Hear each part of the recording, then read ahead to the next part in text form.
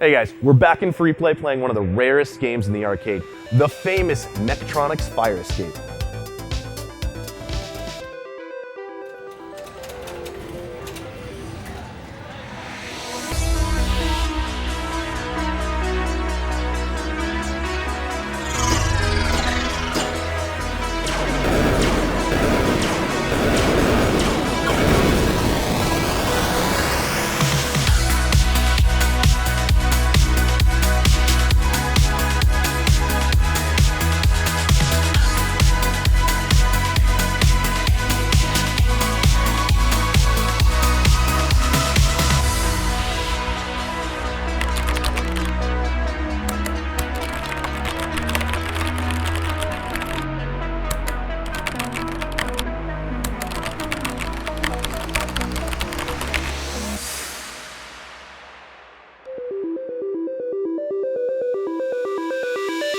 Legend has it that 1984's Fire Escape was the prized creation of an eccentric businessman from Buffalo, New York, whose name has been lost to time.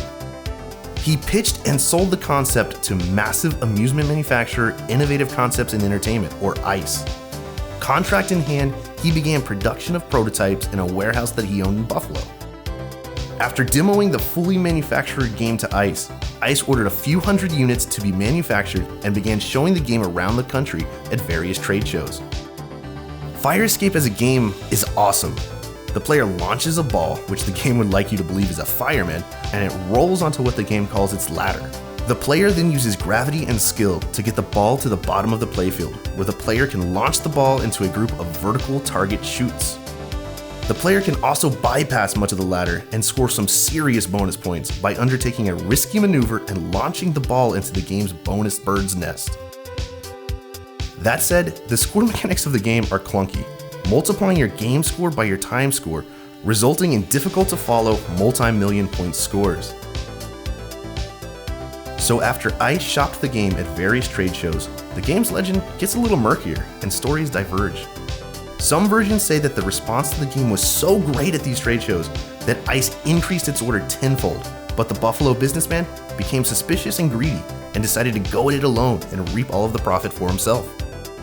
Still, other versions of the story say that ICE canceled its order entirely, tore up the contract after a tepid response from the trade shows, and the businessman started asking for more money per unit from ICE.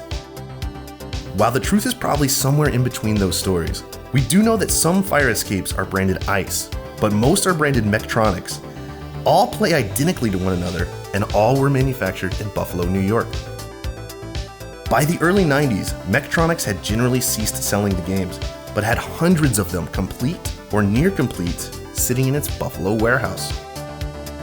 The businessman would reportedly later try to sell all of the assets of Mechtronics during 2008 and 2009, but given the state of the economy, it's unsurprising that he found no buyers.